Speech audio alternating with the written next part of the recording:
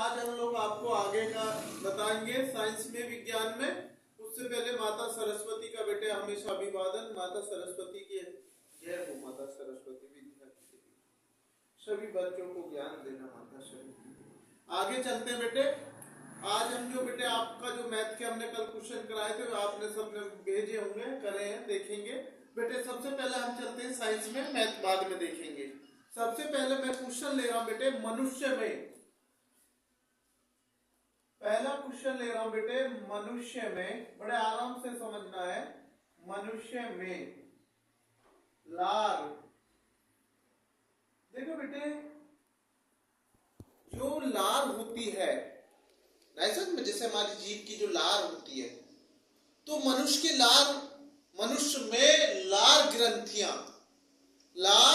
ग्रंथियों की संख्या कितनी होती है? नहीं समझ में बेटे?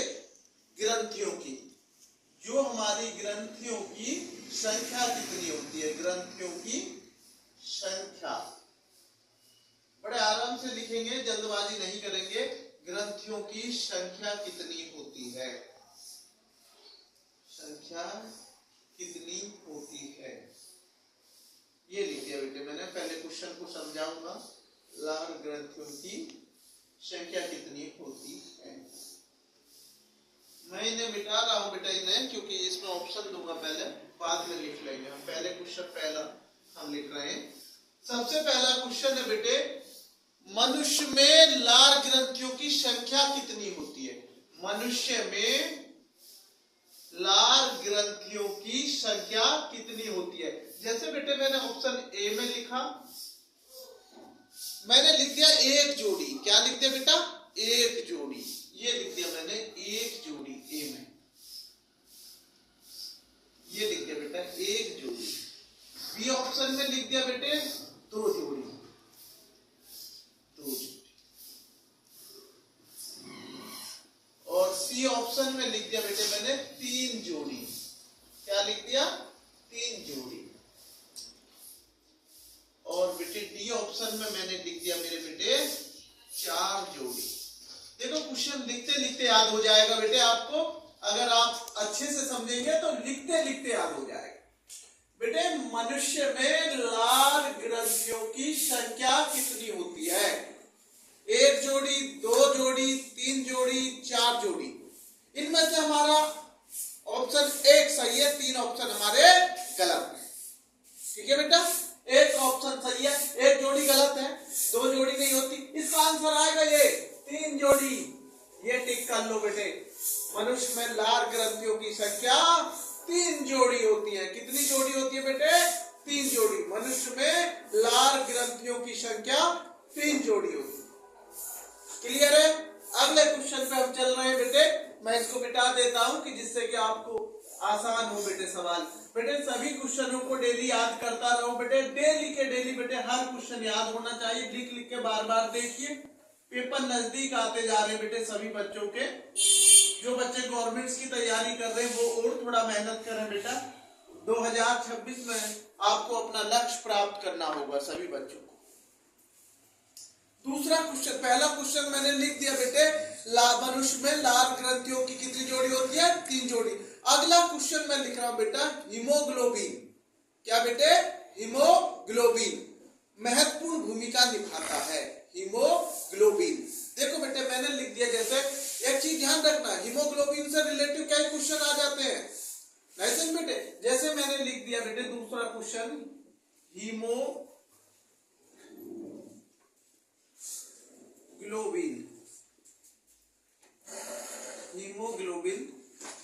ये लिख देना बेटे समझ में। हीमोग्लोबिन महत्वपूर्ण भूमिका क्या है? निभाता है। महत्वपूर्ण भूमिका निभाता है। महत्वपूर्ण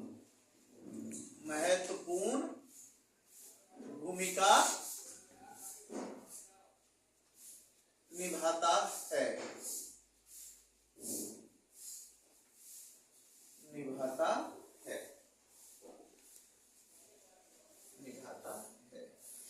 ये क्वेश्चन है मेरा बेटे कि जो है हीमोग्लोबिन महत्वपूर्ण भूमिका निभाता है। सभी जानते हैं हीमोग्लोबिन की महत्वपूर्ण भूमिका। मैं ऑप्शन दूंगा आज आपको, आप ऑप्शन को लीजिए बेटे ए, उत्सर्जन। मैंने पहला ए लिख दिया, ये ऑप्शन बी लिख रहा हूं, यहाँ ऑप्शन सी लिखूंगा, अच्छे से चमकेंगे, यहाँ ऑप्शन डी लिखूंगा, जिससे आपको क्लियर हो, क्योंकि जिससे साफ चमके बेटे, कोशिश पूरी है कि बेटे आपको साफ चमके बेटे, क्लियरिटी बेटे। मैंने लिख दिया बेटे उत्सर्जन, उत्सर्जन, ये लिख दिया पहले ऑप्शन में उत्सर्जन। हीमोग्लोबिन का महत्वपूर्ण भूमिका निभाता है, तो बेटे मैंने जैसे लिखा पहला ऑप्शन उत्सर्जन, दूसरा लिख रहा हूं बेटे श्वसन। क्या लिख रहा हूं? श्वसन, ये लिख दिया बेटे श्वसन। उत्सर्जन में, श्वसन में, ये लिख दिया बेटे। दो ऑप्शन मैंने लिख दिए श्वसन में। अब लिख रहा हूं नंबर 3 पाचन में, जो भोजन को पचाने में काम, जैसे मैं पाचन का मतलब है पाचन। एक लिख रहा हूं पित्ताशय में,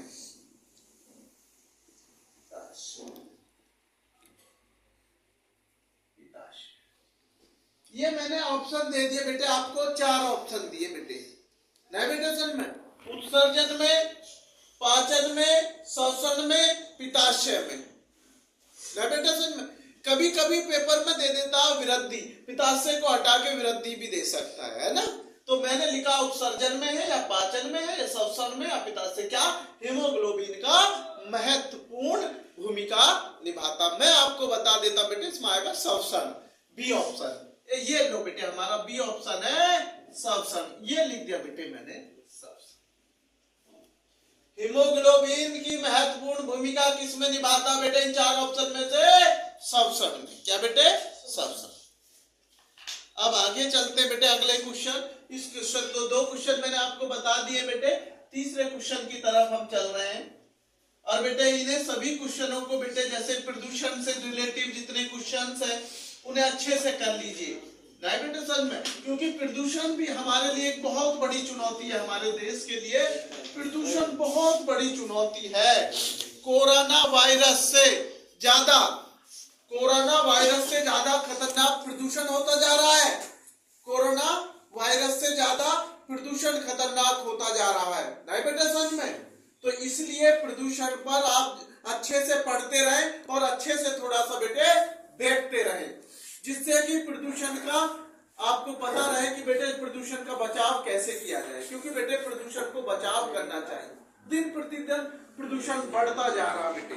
ये साइंस में भी क्वेश्चन आ जाता है, जल प्रदूषण, वायु प्रदूषण, ये साइंस में भी है, ध्वनि प्रदूषण, और बेटे आपके एसएसटी में भी है, और बेटे आपके हिंदी में भी है। इसलिए इन्हें अच्छे से पढ़ा करें। अगला क्वेश्चन बेटे मैं स्टार्ट कर रहा हूं आपका तीसरा क्वेश्चन। तीसरा क्वेश्चन हम लोग ले रहे हैं। तीसरा क्वेश्चन मैं स्टार्ट कर रहा हूं। द्वार कोशिका पाई जाती है, द्वार कोशिका, द्वार कोशिका, ये मेरा तीसरा क्वेश्चन है। द्वार कोशिका, द्वार कोशिका, ऐसे बेटे द्वार कोशिकाएं पाई जाती है, या यहाँ पे ये भी लिख सकते हैं बेटे, इस पे ये लगा सकते हैं द्वार कोशिका में, यहाँ पे कोशिकाएं, मैं यहाँ पे वो लगा दीजिए द्वार कोशिकाएं। अच्छे से समझना, द्वार कोशिकाएं पाई जाती हैं, पाई जाती हैं, ये लिख दिया बेटे मैंने, द्वार कोशिका पाई जाती है डायबिटेशन में। तो हमारा क्वेश्चन का मतलब है द्वार कोशिका कहां पाई जाती है। बात यह है हमारे बॉडी के किस अंग में द्वार कोशिका पाई जाती है। अब मैं क्वेश्चन आपका लिख रहा हूं बेटे, इसके ऑप्शन दे रहा हूं मैं। तो जैसे पहला ऑप्शन ए लिख दिया, दूसरा ऑप्शन में बी लिख रहा हूं, ए ऑप्शन ये है, बी ऑप्शन ये है, और सी ऑप्शन ये है, और डी ऑप्शन ये है। इनमें से हमें ए में लिख रहा हूं मैं, जैसे बेटे फेफड़े, क्या लिख रहा हूं? फेफड़े। मैं आपका लिख रहा हूं फेफड़ों में, ये लिख दिया मैंने फेफड़ों में, ये लिख दिया। अभी देखेंगे कौन सा आंसर सही होगा। अभी तो हम ऑप्शन लिख रहे हैं बेटे। आप दूसरा ऑप्शन में मैं लिख रहा हूं बेटे यकृत। क्या लिख रहा हूं? यकृत या कृत। ये लिख दिया बेटे यकृत, ये लिख दिया बेटे यकृत। पहला क्वेश्चन क्या लिखा बेटे मैंने? फेफड़ों में, और दूसरा क्वेश्चन इसमें ऑप्शन में क्या लिखा? यकृत में। अब मैं लिख रहा हूं बेटे स्टोमेटा। बेटे समझ में स्टोमेटा, जैसे बेटे मैंने स्टोमेटा ये लिख दिया, ये लिख दिया मैंने स्टोमेटा। समझ बेटा स्टोमेटा में जरूर लगा दो, ठीक है बेटे। और डी ऑप्शन में मैं लिख रहा हूं हृदय। क्या लिख रहा हूं बेटे? हृदय, हृदय। अब इनमें से हमें एक जो सही आंसर है उस पर टिक लगाना बेटा। बेटे समझ में, जैसे मैंने बेटा क्वेश्चन बोला द्वार कोशिका पाई जाती है, द्वार कोशिका पाई जाती है फेफड़ों में, यकृत में, स्टोमेटा में या हृदय में। इनमें से एक आंसर आपका सही आएगा। तो कौन सा गुरुजी? सी स्टोमेटा। ये लिख दिया बेटे मैंने, ये ऑप्शन राइट है, ये हमारा आंसर है राइट, और 3 हमारे गलत। अब हम इसे आगे चलते बेटे, चौथा क्वेश्चन करते।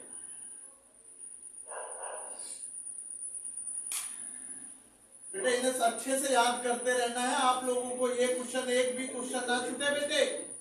डेली का डेली, प्रतिदिन का कार्य प्रतिदिन करें। आज का कार्य कल पर ना छोड़ें। अगर आज का कार्य कल पर छोड़ेंगे तो दिन प्रतिदिन क्वेश्चन बढ़ते चले जाएंगे और बेटे आपको हार्ड होती चली जाएगी। और मैंने पहले भी कहा बेटे, शिक्षा का उद्देश्य केवल नौकरी पाना ही नहीं है। ये जरूरी नहीं है शिक्षा इतनी सीमित है केवल नौकरी पाने के लिए, नहीं। शिक्षा का उद्देश्य जीवन की जो शैली है उसको भी बेटे सही प्रयोग करना, रहन सहन के स्तर में सुधार करना, बहुत सारी चीजें बेटे शिक्षा के अंतर्गत आती है। अच्छे बुरे का फर्क शिक्षा सिखाती है बेटे समझ में। तो इसलिए तो कहा जाता है कि इस पृथ्वी पे सबसे ज्यादा मनुष्य बुद्धिजीवी होगा है बेटा। तो उसका मुख्य कारण क्या है? शिक्षा। अगर मनुष्य बुद्धिजीव है तो शिक्षा की वजह से है। आप इस चीज को मन में रख लो, क्योंकि आपको पढ़ाई केवल नौकरी के लिए ही नहीं करनी है। शिक्षा आपको अच्छे इंसान बनने के लिए भी करनी है, नहीं बेटे समझ में। इसलिए शिक्षा की पूजा हमेशा करा करो, शिक्षा को सम्मान दिया करो प्रतिदिन। अब हम अगले क्वेश्चन पर चल रहे हैं बेटे। मेरा चौथा क्वेश्चन है बेटे आपका, चौथा क्वेश्चन ले रहा हूं बेटे, बहुत अच्छा क्वेश्चन है बेटे आपका। मनुष्य में पाचन की शुरुआत, जो मनुष्य में, ये लिख दिया बेटे मैंने, मनुष्य में पाचन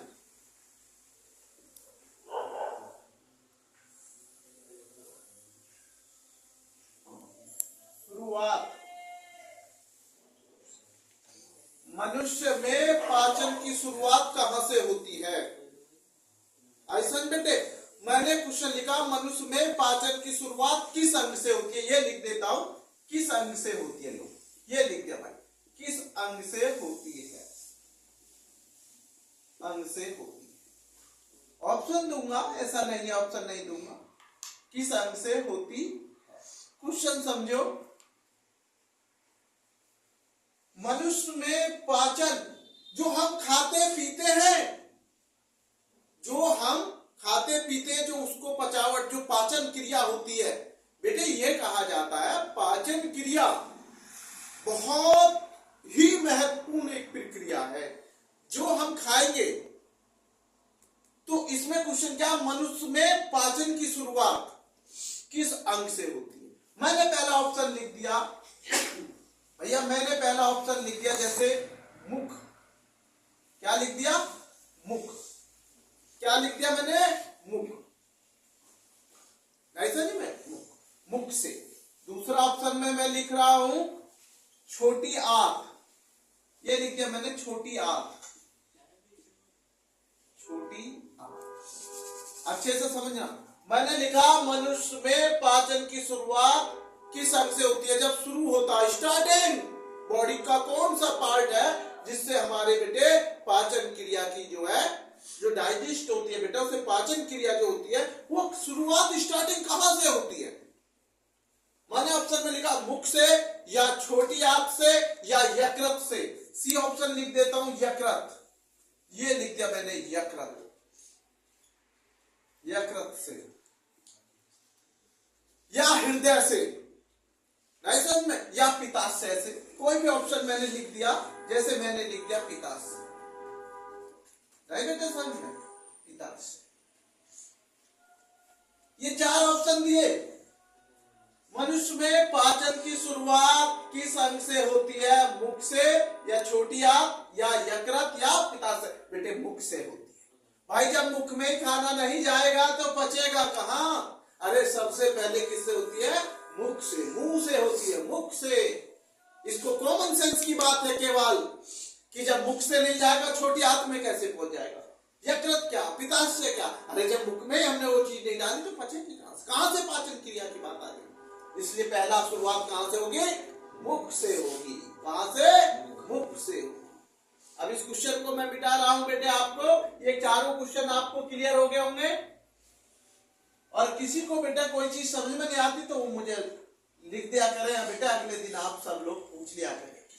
पूछने के लिए बेटे मना नहीं है, लेकिन बेटा मेहनत करने का समय है।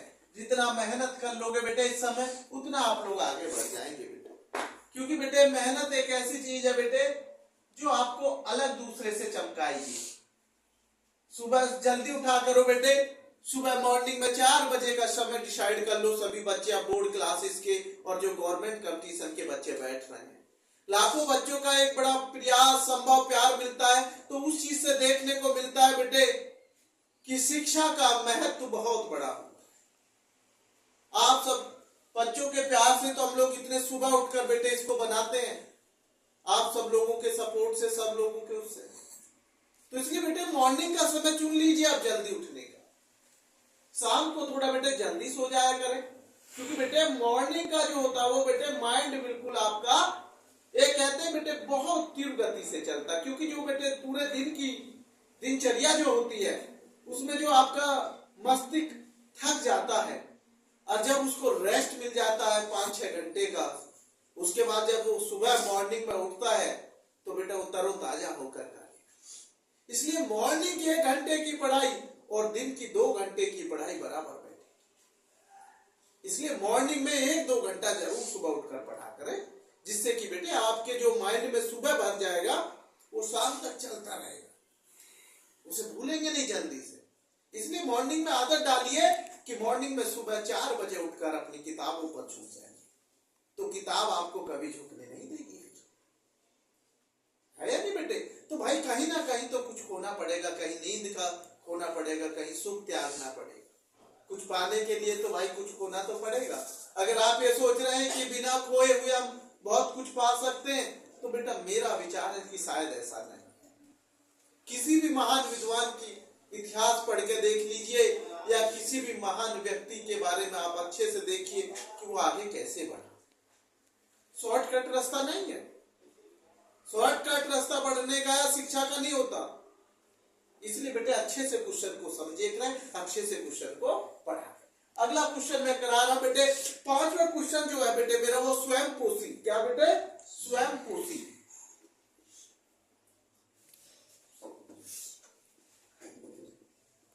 अच्छे से समझ ना बेटे। स्वयं पोषी पोषण,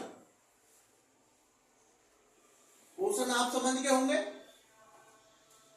स्वयं पोषी पोषण भरण जो होता है कि कहते हैं ना भाई खाने के लिए पोषण तो चाहिए ही चाहिए।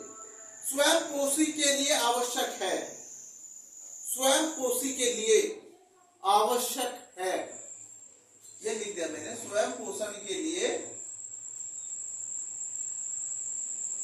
आवश्यक है, मैं लिख दे रहा हूं, अच्छे से समझ। दोबारा इसको लिख, आवश्यक है।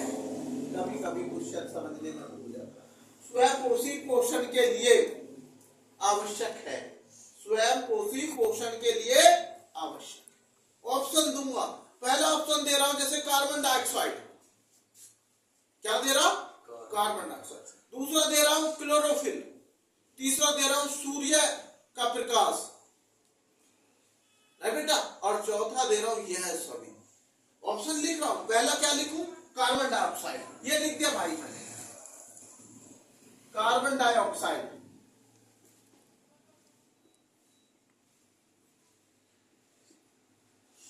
ये लिख दिया पहला ऑप्शन, कार्बन लिख दिया बेटे, कार्बन डाइऑक्साइड पहला ऑप्शन लिख दिया।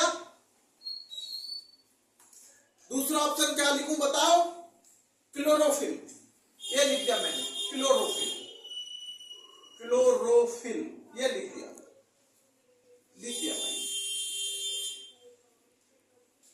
पहला ऑप्शन कार्बन डाइऑक्साइड, दूसरा क्लोरोफिल, और तीसरा लिख रहा हूं बेटे सूर्य का प्रकाश। क्या लिख रहा हूं, सूर्य का प्रकाश। सूर्य का प्रकाश बहुत महत्वपूर्ण है बेटे, सूर्य के प्रकाश के बिना ना कोई फसल हो सकती है ना बेटे हमारी बॉडी को कहीं एनर्जी, कहते हैं ना विटामिन डी सूर्य की, उससे तो धूप भी बहुत जरूरी होती है। क्या होती है, धूप भी बहुत जरूरी है। सर तीन ऑप्शन तो लिख दिए, चौथा ऑप्शन ये लिख रहा हूं, ये सभी, ये सभी।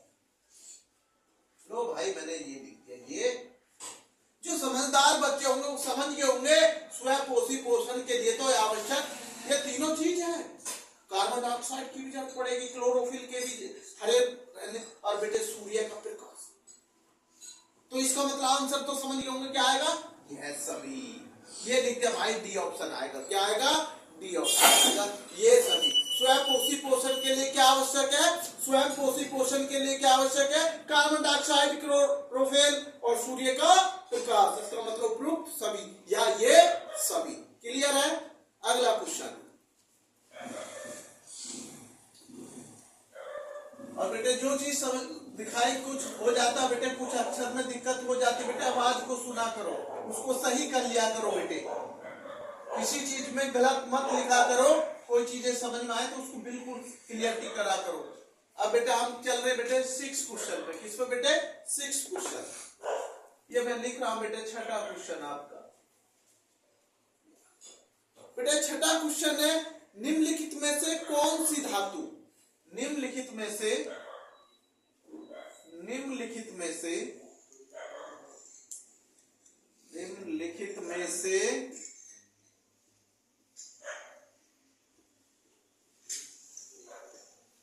कौन सी धातु, क्वेश्चन थोड़ा बड़ा हो जाता बेटे, कौन सी धातु, अच्छे से समझना बेटे, निम्नलिखित में से कौन सी धातु ठंडे, निम्नलिखित में से कौन सी धातु जो होती है बेटे ठंडे जल से हाइड्रोजन गैस निकालती है।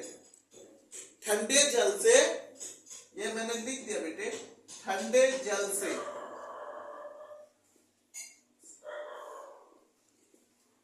निम्नलिखित में से कौन सी धातु ठंडे जल से हाइड्रोजन गैस निकालती है। हाइड्रोजन,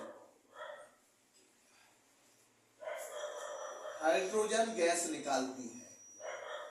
क्वेश्चन बहुत इंपॉर्टेंट है बेटे, हाइड्रोजन गैस निकालती है, ये लिख दिया, निकालती है, थोड़ा अक्षर में हो जाता बेटा, आगे पीछे कम जगह, निकालती, ये लिख दिया। निम्नलिखित में से कौन सी धातु ठंडे जल से हाइड्रोजन गैस निकालती है, या बेटे निम्नलिखित में से कौन सी धातु। मैं दे रहा हूं बेटा आपको ऑप्शन,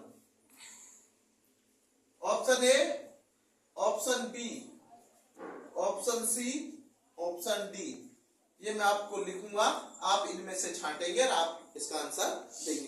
पहला ऑप्शन मैं ले रहा हूं तांबा, क्या ले रहा हूं, तांबा, तांबा ले लिया भाई मैंने। दूसरा ऑप्शन भाई मैंने सोना ले लिया, ये ले लिया सोना। सोना तो आज दिन प्रतिदिन आप बहुत महंगा होता जा रहा, ये तो आप सब समझते हैं। तीसरा मैं जो लिख रहा हूं पोटेशियम, क्या लिख रहा हूं बेटे, पोटेशियम,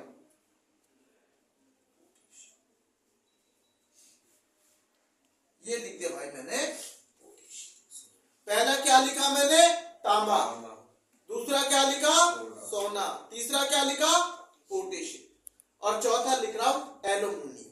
नहीं बेटे समझ में, ये लिख दिया बेटे मैंने।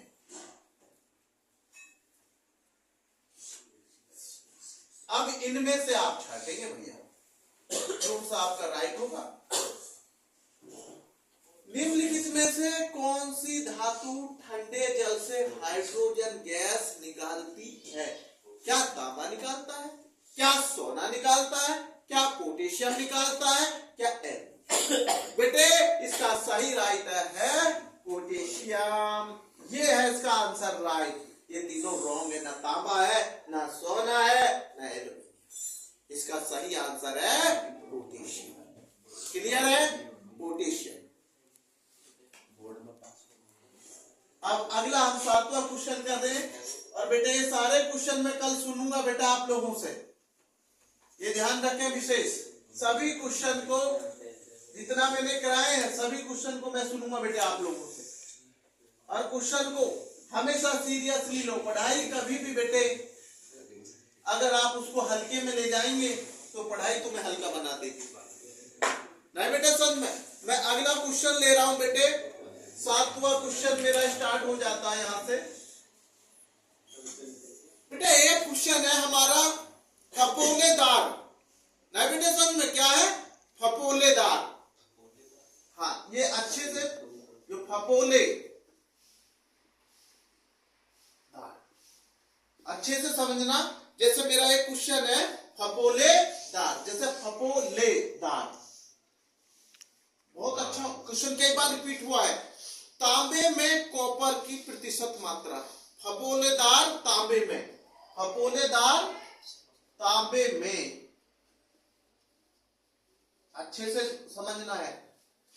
फपोलेदार तांबे में कॉपर, नहीं बेटे समझ में, कॉपर जो होता है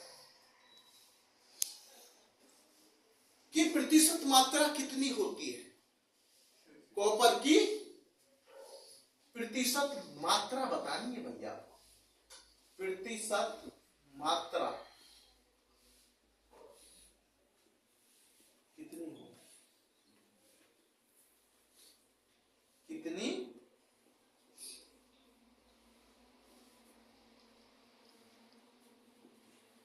ये लिख दिया बेटे मैंने। अच्छे से एक बार क्वेश्चन को फिर रिपीट कर दूंगा। फपोलेदार, फपोलेदार तांबे में कॉपर की प्रतिशत मात्रा कितनी होती है, या फपोलेदार में कितनी मात्रा कॉपर की होती है। समझ में, तो मैं ऑप्शन लिख रहा हूं, आप उसमें राइट करेंगे कौन सा सही होगा। मैंने लिख दिया 98, कितना लिख दिया 98%। बी में लिख दिया मैंने 40%, कितना लिख दिया 40। सी में लिख दिया 70%, कोई भी परसेंट मेरा ये लिख दिया मैंने 70। और उसके बाद मैं लिख रहा हूं 30%, क्या लिख रहा हूं डी में 30।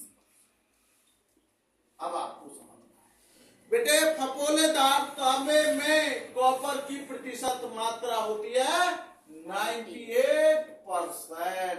ये है मेरा आंसर ए। कितनी होती है बेटे 98%। क्लियर है, आते बेटा अगला क्वेश्चन पे चलते हैं। इसके बाद बेटे हम जो है कोशिश करेंगे थोड़ा मैथ भी लेने का बेटे, अगर टाइम बचता है तो। अगला क्वेश्चन ले रहा हूं बेटे मैं, पीतल है। 8वां क्वेश्चन ले रहा हूं बेटे, पीतल है। सब जानते हैं पीतल, पीतल है। और बेटे पीतल में कभी भी खट्टी वस्तुओं को नहीं रखा जाता। जो पीतल में, क्योंकि बेटे उसमें कड़वाहट पैदा हो जाती है, बेकार हो जाती है पीतल के में दही वगैरह ये नहीं रखनी चाहिए। ये भी आप विशेष तौर पे ध्यान दिया करें। एक क्वेश्चन से कई क्वेश्चन निकालने की कोशिश करें। जैसे मैंने लिखा पीतल है, ऑप्शन में लिख दिया भाई मैंने जैसे धातु, ये लिख दिया भाई मैंने नाइट्रोजन में। एक तो मैंने लिख दिया पीतल में धातु, एक लिख रहा हूं बेटा उपधातु। क्या लिख रहा हूं? उपधातु। थोड़ा सा क्वेश्चन को बदलने का और प्रयास करूंगा। बेटे समझ में? मिश्र धातु। क्या लिख दिया मैंने? मिश्र धातु। ये लिख दिया बेटे मिश्र धातु।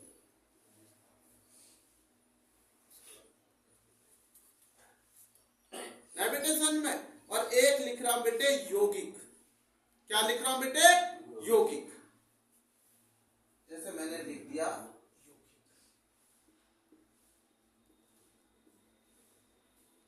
अच्छे से समझिए। मैंने क्वेश्चन में जैसे अगर मैं चाहूं तो बेटे जैसे मैंने ये लिखा धातु, उपधातु, मिश्र धातु, यौगिक। कभी कभी वो दे देता है बेटे उपधातु लिख देते हैं और मैं पहले ऑप्शन में एक लिखना चाहता हूं बेटे इनमें से कोई नहीं। क्या? इनमें से कोई नहीं। ये लिख दिया इनमें से कोई नहीं। कोई नहीं क्योंकि पहले पे कम दिया होता तो इसलिए मैं थोड़ा सा बच्चों को अलर्ट कर रहा हूं। ए में दे दिया इनमें से कोई नहीं। बी पे लिख दिया उपधातु, या में लिख दिया मिश्र धातु और इसमें लिख दिया यौगिक। आप जानते हैं पीतल क्या होता है? मिश्र धातु। क्योंकि मिश्र धातु कई, मिश्र का मतलब होता है कई धातुओं से मिलकर। यह लिख दिया बेटे मिश्र धातु। बेटा ऑप्शन में मैंने लिखा उपधातु, मिश्र धातु, यौगिक, इनमें से कोई। हो सकता है बेटे पहले ऑप्शन पे उपधातु आ जाए, दूसरे पे मिश्र धातु आ जाए और तीसरे पे यौगिक आ जाए और चौथे पे इनमें से कोई नहीं। ज्यादातर इसके चांसेस ज्यादा बनते हैं। क्या बनते हैं बेटे? इसके चांसेस ज्यादा बनते हैं कि मैं थोड़ा सा इसको बेटे सुधार कर देता हूं कि कभी कभी बच्चा गलत कर लेते हैं 10th क्लास वाले। मैंने यहां लिख दिया बेटे ए। क्या लिख दिया? ये ए। और यहां लिख रहा हूं मैं बी ऑप्शन। और ये लिख दिया मैंने मानो सी ऑप्शन। और यहां लिख दिया डी। इनमें से कोई नहीं। इनमें से कोई नहीं। क्योंकि 10th वाले बच्चों को थोड़ा सा बेटे दिक्कत होती है। कोई नहीं। देख रहा हूँ। ऑप्शन पहला पीतल है, उपधातु है क्या या मिश्र धातु है? आंसर मैं पहले बता चुका हूं बेटे क्या है? मिश्र धातु है। पीतल क्या है? मिश्र धातु। ना यौगिक है, ना उपधातु है, ना इनमें से कोई नहीं। तो इसमें से क्या है? मिश्र धातु। तो आप किस पीतल में आंसर पे किस पे टिक लगाएंगे? मिश्र धातु। क्लियर है? तो इसलिए मैंने इसे नीचे ले आया कि बच्चों को थोड़ा सा डाउट हो जाता है। इसलिए आगे चलते हैं बेटे हम 9वें क्वेश्चन की तरफ। बेटे क्वेश्चन ऐसा नहीं है कि बेटे अगर आप लिखेंगे कई बार तो बेटे बहुत अच्छे से याद हो जाएंगे, कभी नहीं भूलेंगे कि पीतल है मिश्र धातु। ऐसे याद करना है 10 बार। 10 बार एक चीज को, पीतल है मिश्र धातु, पीतल है मिश्र धातु, पीतल है मिश्र धातु। ऐसे करेंगे, भूलेंगे नहीं, कभी नहीं भूलेंगे। कोई और भी पूछेगा तभी बता देंगे अरे मिश्र धातु होती है पीतल, उपधातु नहीं होती, यौगिक नहीं होती। क्या होती है? मिश्र धातु होती है। ऐसे बताएंगे कुछ। मनुष्य में लाल ग्रंथियां कितनी होती है? अरे 3 होती है। मनुष्य की लाल ग्रंथियों की संख्या कितनी होती है? 3 होती है। ना 1 ना 2, 3 होती है। ऐसे क्वेश्चन याद करो, कभी नहीं भूलोगे, कभी नहीं भूलोगे अगर क्वेश्चन को दिल से किया है। और दिल की आवाज कभी बेकार नहीं। तो बेटा अगला क्वेश्चन मैं लिख रहा हूं बेटे आपको। अब बेटे मैं थोड़ा मैथ कराऊंगा, साइंस को थोड़ा रोकूंगा क्योंकि टाइम मैं थोड़ा मैथ में आ जाता हूं। बेटे कल मैंने आपको मैथ समझाया था, उसके बाद बेटे मैं मैथ में आज जो ले रहा हूं बेटे आपको वो थोड़ा सा अच्छे से आप समझिए। मेरा क्वेश्चन है बहुलक ज्ञात करो। बहुलक ज्ञात, बहुलक ज्ञात करना बेटे आपको। क्या करना? बहुलक ज्ञात। एक क्वेश्चन दे रहा हूं कि करा तो मैं पहले भी दिया है कि कभी कभी बच्चे से भूल जाते हैं बहुत प्रैक्टिस में। जब एक क्वेश्चन में जरूर आपको बहुलक का ये मैंने आपको लिख दिया बहुलक। बेटे क्वेश्चन मेरा क्लास इंटरवल है तो सर बहुलक को क्या बोलते, मैंने पहले भी बताया है, मोड बोलते बेटे। क्या बोलते? मोड। बहुलक को मोड बोलते हैं। Find the mode, find the mode. Class interval 0 से 10, 10 से 20 और 20 से 30 और 30 से 40 और 40 से 50 और आगे लिख रहा हूं बेटे मैं एफ। ये लिख दिया बेटे मैंने एफ बेटे मेरा F2 5 10 3 2 ये मेरी फ्रीक्वेंसी होगी। F का मतलब फ्रीक्वेंसी, 12 बार का। और क्लास इंटरवल का मतलब होता वर्ग अंतराल। CI का मतलब क्या होता? Class interval. और इसको बोलते हैं वर्ग अंतराल। क्या बोलते हैं? वर्ग अंतराल। अब हम इसमें फॉर्मूला रख रहा हूं बेटे मैं, L1 plus F1 minus F0 upon 2F1 F0 minus F2 और यहां बीच में बेटे इंटू I।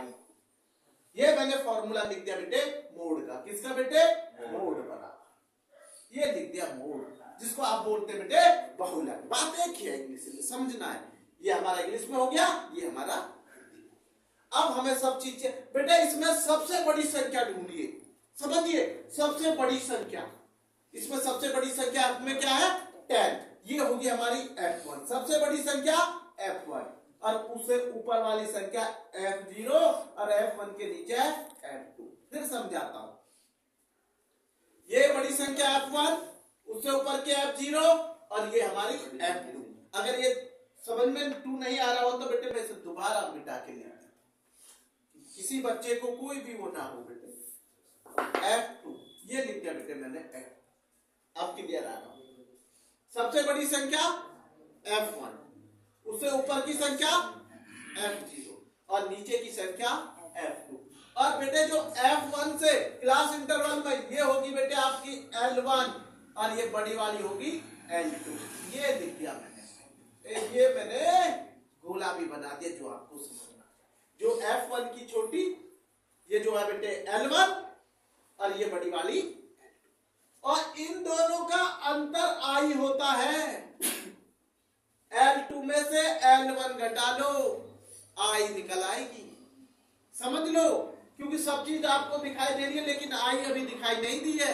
अरे L2 में से L1 मैं लिख दे रहा हूं, I बराबर L2 माइनस L1 होती है। और ये 30 माइनस 20 बराबर I होगी 10। कितनी आ गई I? 10। अब कुछ नहीं, आप केवल फॉर्मूला में रखना। L1 कितना बेटे? 20 प्लस F1 कितना? 10 और बेटे F0 कितनी है? 5।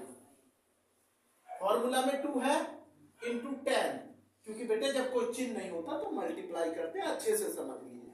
2F1 तो 2 की F1 में मल्टीप्लाई की, माइनस F0 कितना बेटे? 5 और F2 कितना? 3। ये लिख दिया भाई मैंने 3। और ये मैं पहले ही बता चुका था भाई, I तो मैं यहां निकाल चुका था। ये 10 L2 में से L1। अब इसको सॉल्व कर लीजिए बेटे। 20 प्लस बेटे 10 में से 5 गया, 5 और 5 में बेटे 10 की मल्टीप्लाई कर लीजिए। नहीं बेटे समझ में? तो ये हमारा आ गया 50। अच्छे से समझ लीजिए बेटे। 10 में से 5 गए 5 और 5 की 10 में गुणा की तो बेटे 50 हो गया। 10 में से 5 गया 5, 5 की 10 में क्या? 50 है। अब बेटे नीचे देखिए, 2 में 10 की करी 20, 20 में से 5 गया 15 और 15 में से बेटे ये घटाया तो कितना बचा? 12। तो ये हमारा 12 बचा। कितना बेटे? ये हो गया बेटे। ये इसका काम तो मैं पहले कर चुका हूं। कभी किसी बच्चे को जी 10 कहां गया भैया? 10 यहां से आया, 10 में 5 गए 5 और 5 में 10 की मल्टीप्लाई करी तो इसलिए 50 आ गया। बात वही आती है, यहाँ 5 लिखता है यहाँ 10 लिखता है, जब भी 85 आता। अब बेटे आपको क्या करना है? 50 में 12 का भाग देना। ये काम मत कर लेना, कभी कुछ बच्चे ऐसे कर लेते 20 और 50 70 और 70 12 में। नहीं, गलत। पहले इसका डिवाइड कीजिए, जब 20 में ऐड करोगे जब आंसर आएगा। तो भैया 50 में आप इसका वो कर लीजिए। बेटा मैं इधर से मिटा दे रहा हूं कि मुझे डिवाइड करके आपको बताना है। ये मैं आपका डिवाइड भी करके दिखाऊंगा कि कुछ बच्चों को बेटे शर्माते हैं, बताते हैं नहीं कि ये चीज हम पे नहीं आती। कुछ चीज ऐसी होती है छोटी लगती है लेकिन वो छोटी होती नहीं है। 50 में हमें 12 का हमने डिवाइड किया, ये 4 बार गया, 48 आ गया। टेबल सभी बच्चों को मजबूत होने चाहिए, सभी बच्चों को टेबल मजबूत, जितने टेबल मजबूत होंगे उतने तुम मैं मजबूत होंगे। तो ये हमारा कितना बच गया 2। पॉइंट लगा लूं और 0 बढ़ा लूं, 12 बन जा और कुछ 2 डिजिट तक निकाल देते हैं। चलो आज 8 बचे, 0 बढ़ जाएगा। 4.16 ये काट के मैंने यहां से लिखा 4.16 आ गया भैया। जब हमने 50 में 12 का भाग दिया तो भैया हमारा आंसर आ गया 20 में कितना जोड़ देंगे 4.16 जोड़ देंगे तो 24.16 आंसर आ जाएगा भाई। ये वाला नहीं बेटे समझ में? तो कितना आ गया 20 में 4.16 जोड़ा तो 24.16। अगर ये क्लियर नहीं चमक रहा हो तो बेटे मैं यहां लिख देता हूं, आप इस चीज की बिल्कुल वो ना करें किसी भी बच्चे को। जैसे मैंने 20 प्लस 4.16 तो 24.16 आंसर आ गया। अब क्लियर आ रहा होगा बेटे आपको, ये आ गया आंसर। ये मोड निकल गया भाई, क्या निकल गया मोड। बहुलक 4 नंबर का सवाल आता यूपी बोर्ड में, जब पूछ लिया जाता तो जब ऐसा लगता यहां तो तुम्हें बड़ा आसान दिखाई दे रहा होगा, लेकिन पेपर में बच्चे पेपर को देखकर घबरा जाते और उसे आए हुए क्वेश्चन को भी आधे से ज्यादा बच्चे गलत कर देते। ऐसा नहीं करना है, समझना है, सोचना है, जब जाके बेटे सवाल करना है। आज के लिए बेटा इतना ही, धन्यवाद।